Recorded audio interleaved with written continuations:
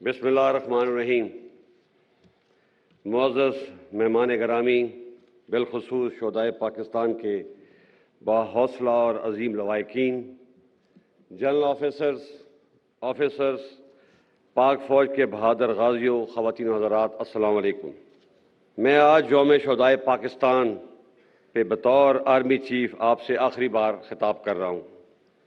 جیسے کہ آپ جانتے ہوں گے کہ عنقریب میں اپنی 44 سالہ ملٹری سروس سے ریٹائر ہو رہا ہوں۔ اس دفعہ یوم شہداء سیلاب کی وجہ سے کچھ دیر سے منعقد ہوا، جس کے لیے میں آپ سے معذرت چاہتا ہوں۔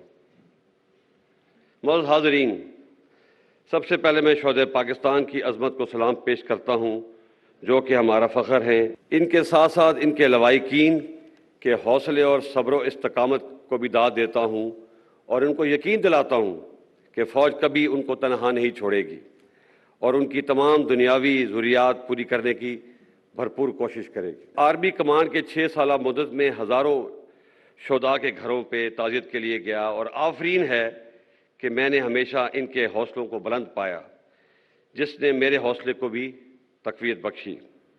میں آپ سب کو یقین دلاتا ہوں کہ ہم آپ کی قربانیوں کا صلہ تو نہیں دے سکتے، لیکن آپ کے پیاروں کی قربانیاں رائے گاں نہیں ہونے دیں گے اور آپ کی ہر طرح سے مدد کریں گے۔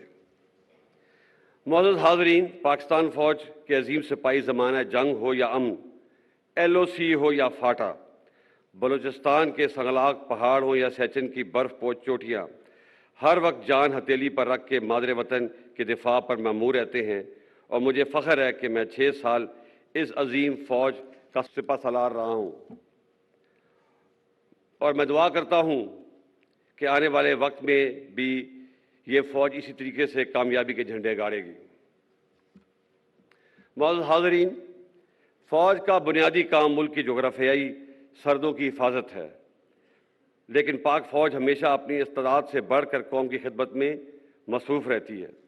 ریکوڈک کا معاملہ ہو یا کارکے کا جرمانہ، فاٹف کے نقصان ہوں یا ملک کو وائٹ لسٹ سے ملانا یا فاٹا کا انضمام کرنا، بارڈر پر باڑ لگانا، قطر سے سستی گیس مہیا کرانا یا دوست ملکوں سے قرض کا اجراء، کووڈ کا مقابلہ ہو یا ٹڈی دل کا خاتمہ، سیلاب کے دوران امدادی کارروائی ہو، فوج نے ہمیشہ اپنے مینڈیٹ سے بڑھ کر قوم کی خدمت کی ہے اور انشاءاللہ کرتی رہے گی۔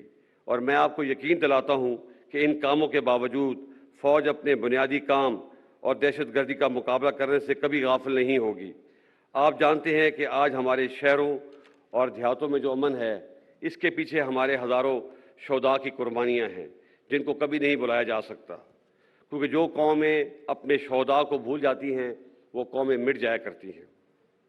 معزز حاضرین، میں آج آپ کے سامنے ایک ایسے موضوع پر بھی بات کرنا چاہتا ہوں جس پہ عموماً لوگ بات کرنے سے گریز کرتے ہیں، اور یہ بات 1971 میں ہماری فوج کی سابقہ مشرقی پاکستان میں کارکردگی سے متعلق ہے۔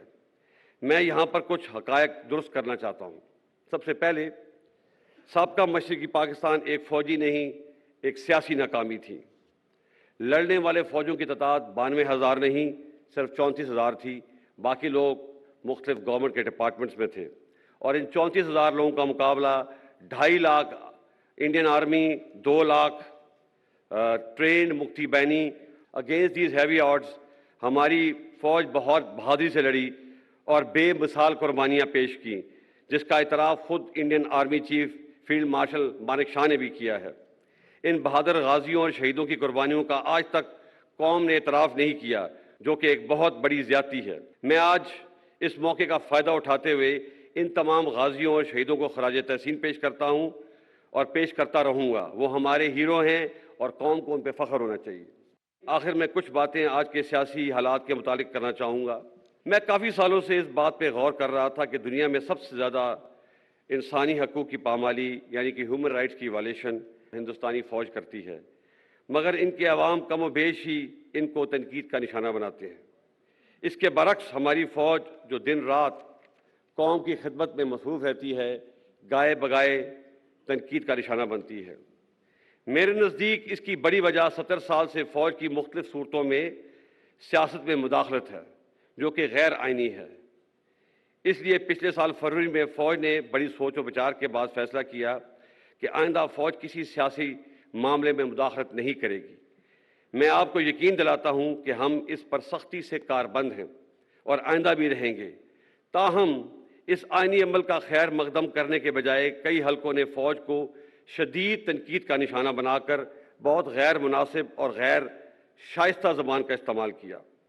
فوج پہ تنقید عوام اور سیاسی پارٹیوں کا حق ہے، لیکن الفاظ کے چناؤ اور استعمال میں احتیاط برتنی چاہیے۔ ایک جعلی اور جھوٹا بیانیہ بنا کر ملک میں ہیجان کی کیفیت پیدا کی گئی اور ابھی اسی جھوٹے بیانیے سے راہ فرار اختیار کی جا رہی ہے۔ سینئر ملٹری لیڈرشپ کو غیر مناسب القابات سے پکارا گیا۔ میں آپ کو واضح کر دینا چاہتا ہوں کہ فوج کی قیادت کچھ بھی کر سکتی ہے، لیکن کبھی بھی ملک کے مفاد کے خلاف نہیں جا سکتی۔ کیا آپ یہ سمجھتے ہیں کہ ملک میں ایک بیرونی سازش ہو اور آرمڈ فورسز ہاتھ پہ ہاتھ دھری بیٹھی رہیں گی؟ یہ ناممکن ہے، بلکہ یہ ایک گناہ کبیرہ ہے۔ اور جو لوگ یہ سمجھتے ہیں کہ وہ فوج اور عوام میں درار ڈال دیں گے، وہ بھی ہمیشہ ناکام ہوں گے۔ فوج کی قیادت کے پاس اس نامناسب جلغار کا جواب دینے کے لیے بہت سے مواقع اور وسائل موجود تھے، لیکن فوج نے ملک کے وسیع تر مفاد میں حوصلے کا مظاہرہ کیا اور کوئی بھی منفی بیان دینے سے اجتناب کیا۔ لیکن یہ بات سب کو ذہن نشین کر لینی چاہیے کہ اس صبر کی بھی ایک حد ہے۔ میں اپنے اور فوج کے خلاف اس نامناسب اور جارحانہ رویے کو درگزر کر کے آگے بڑھنا چاہتا ہوں، کیونکہ پاکستان ہم سب سے افضل ہے۔ افراد اور پارٹیاں تو آتی جاتی رہتی ہیں، لیکن پاکستان انشاءاللہ ہمیشہ قائم رہنا ہے۔ فوج نے تو اپنا کتھارسس شروع کر دیا ہے۔ مجھے امید ہے کہ ہماری سیاسی پارٹیاں بھی اپنے رویے پر نظر ثانی کریں گی، اور یہ بھی حقیقت ہے کہ پاکستان میں ہر ادارے، سیاسی پارٹیوں اور سول سوسائٹی سے بھی غلطیاں ہوئی ہیں۔ ہمیں ان غلطیوں سے سبق سیکھنا چاہیے اور آگے بڑھنا چاہیے۔ معزز حاضرین، میں وثوق سے کہہ سکتا ہوں کہ پاکستان آج سنگین معاشی مشکلات کا شکار ہے، اور کوئی بھی ایک پارٹی پاکستان کو اس معاشی بحران سے نکال نہیں سکتی، جس کے لیے سیاسی استحکام لازم ہے۔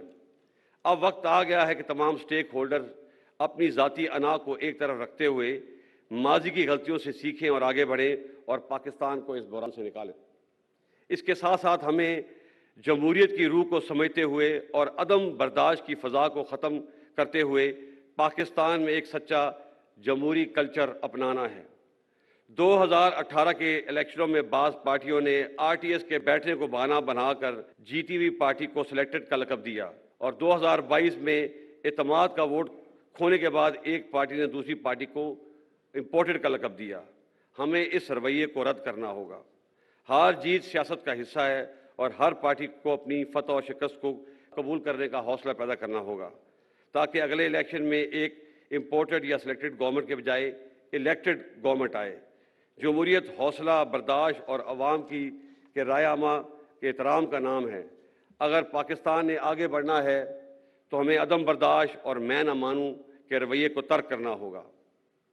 معزز حاضرین، ہمارے لیے پاکستان نعمت خداوندی ہے۔ ہمارا وجود اس کی سلامتی اور بقا سے وابستہ ہے۔ اس کی آزادی اور استحکام کے لیے شہداء نے بے پناہ قربانیاں دی ہیں، اور ہمیں ان پہ فخر ہے۔ میں شہداء کے لواحقین کا شکریہ ادا کرتا ہوں جنہوں نے اس تقریب میں آ کر اس تقریب کو رونق بخشی۔ آپ سب پوری قوم کا سرمایہ افتخار ہیں۔ یہ تجدید عہد کا دن ہے۔ آئیے مل کر یہ عہد کریں کہ ہم اپنے شہداء اور غازیوں کی تابندہ تاریخ کو ہمیشہ زندہ رکھیں گے، اور مل کر پاکستان کی اور بہتری اور ترقی میں اپنا کردار ادا کریں گے۔ مادر وطن کی حفاظت اور سالمیت ہمارا اولین فرض ہے اور رہے گا، جس کو نبھانے کے لیے ہم کسی بھی قربانی سے دریغ نہیں کریں گے۔ اللہ تعالی ہمارا حامی و ناصر ہو۔ پاک فوج زندہ باد، پاکستان پائندہ باد۔